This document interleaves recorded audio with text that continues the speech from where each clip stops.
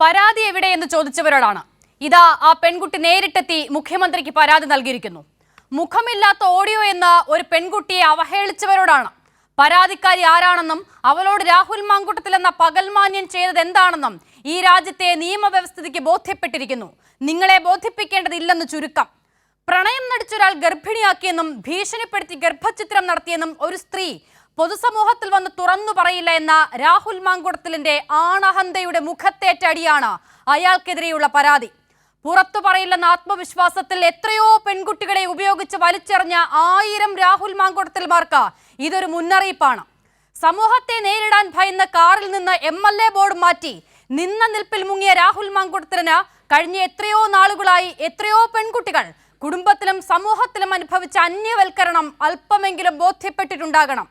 ഒളിസങ്കേതത്തിൽ അടുത്ത റീൽ സീസണുള്ള പദ്ധതി ആവിഷ്കരിക്കുകയായിരിക്കും അയാൾ. ഇനിയും നിങ്ങൾ അയാളെ എത്ര കാലം ചുമക്കും കോൺഗ്രസെ? തെരഞ്ഞെടുപ്പ് കാലത്തെ പരാതി എന്നൊക്കെ ന്യായീകരിക്കുന്ന നേതാക്കളെ ജനം നിങ്ങളുടെ മുഖത്ത് കാർക്കിച്ചു തുപ്പും.